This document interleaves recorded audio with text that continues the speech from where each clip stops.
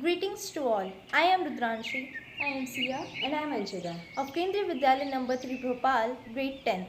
We are here to present a skit on the topic Guru Tegh Bahadur, guided by Archana ma'am.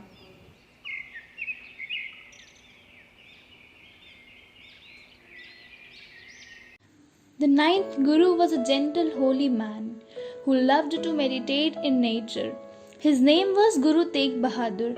Many people in distant land loved Guru and wanted to so much to see him and listen to him.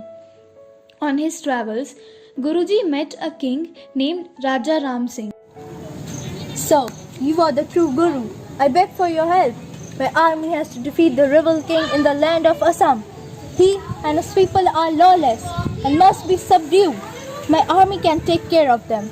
But the problem is the magical land of Kamrup. Kamrup was famous for being a magical land.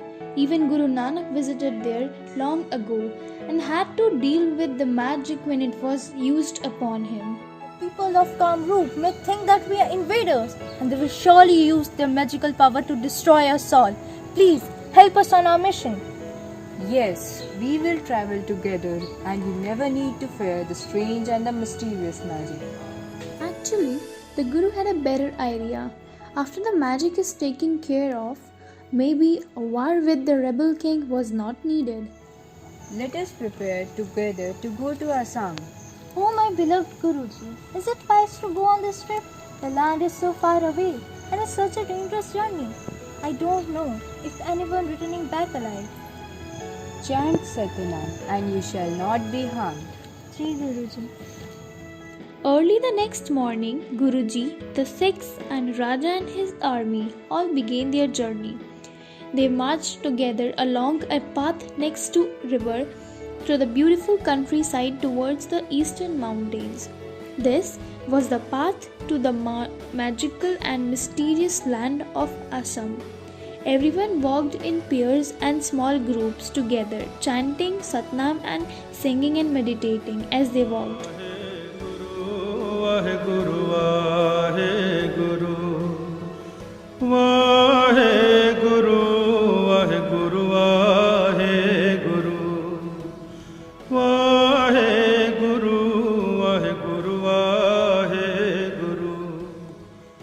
Over many hills, air was filled with the sweet smell of wildflowers and the fresh smell of early morning rains. As they walked, they could hear beautiful sounds and birds singing cheerfully. After many days of traveling, the landscape changed from warm jungle into cold mountains with steep cliffs. As they climbed higher and higher, it became colder and colder. When they chanted in the early morning, all wrapped in their shawls, the breath from mouth could be seen rising into the air. Day by day, they were getting closer and closer. We are near our destination. We need you to protect us from the powerful magical force here. There will not be any problem. Keep your focus on the norm. When the light of God is seen in your eyes and felt in your heart, then you will be loved by all the good peoples there. Wow, Kamal hai. They reached the great temple of magic known as Kamakya. Meanwhile, the high priestess of the temple called in three of her most powerful witches. These dogs have come with their armies to take our land and run us away.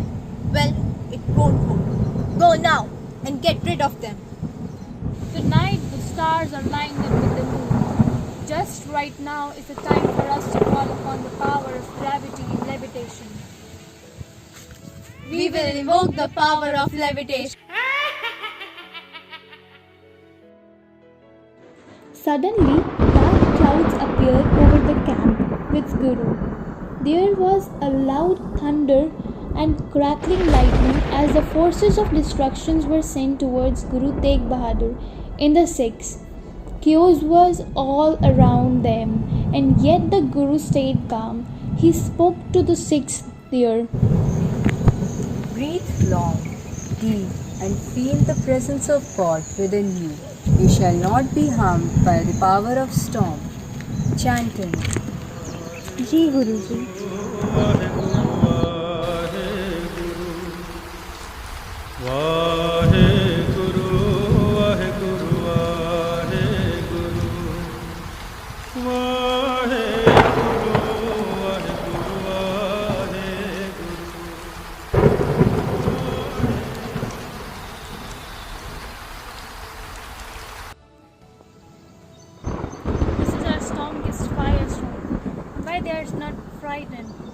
seem unaffected.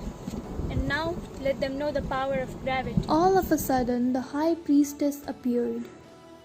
I came here to make sure that this job was done right.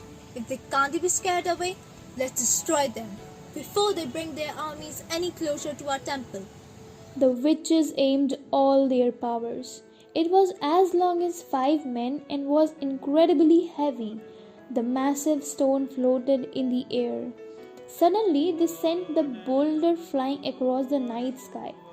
But Guruji and all the Sikhs just continued to chant, with their hearts full of love, and in that calm state of faith, and all the Sikhs watched that huge boulder speeding towards them through the sky. They did not budge. They all knew that they were safe. They felt no fear. Protect yourself, man. Take cover. The boulder slammed into the ground. No one was hurt. The massive stone hit so hard that nearly half of the stone went into the ground. Next, the witches joined their magic together again and uprooted a huge tree. It floated in the air, dirt still falling from its roots. Protect yourself. They flung it at the Guru's camp. The wick magic. It's upon us. It Take landed cover. with a huge crash very close to the scene. They just kept on peacefully praying and chanting. Guru Tegh Bahadur reached for his bow and arrow. He pulled and aimed his arrow at the witch's altar. The arrow perfectly hit a certain magic object on their altar.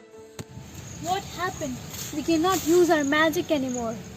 Look, there's an arrow in the magical crystal. The witches needed that object to channel their magical forces. They lost their power and the attacks stopped. We've been defeated. This arrow came from a master wizard. He surely could have used his magical powers to defeat us, but instead, he used normal human power. This master must be a great magician and a humble holy man.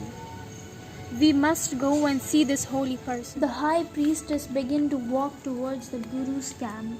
When she saw Guru Tegh Bahadur standing tall and bright, she went to him and humbly asked for forgiveness. My greatest apologies, I give to you now. We were very wrong to bother someone as great as you.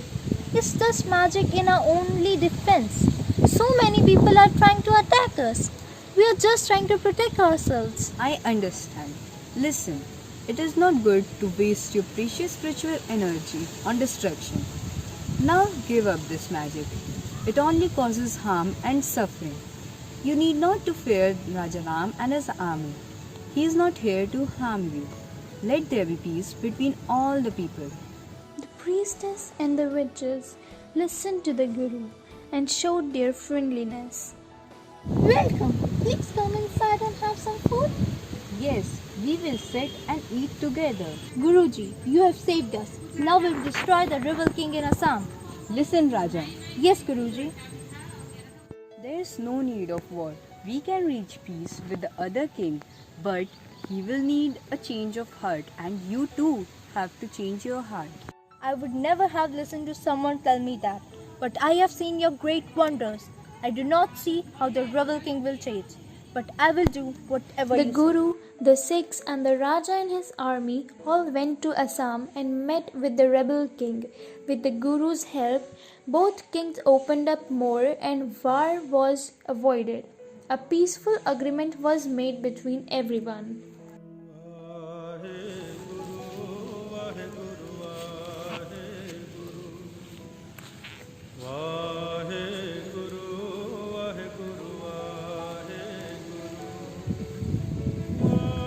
Guru Tegh Bahadur continued to travel, and wherever Guruji and Sikhs went, they served people by lifting their spirits and sharing the teachings of the true Guru.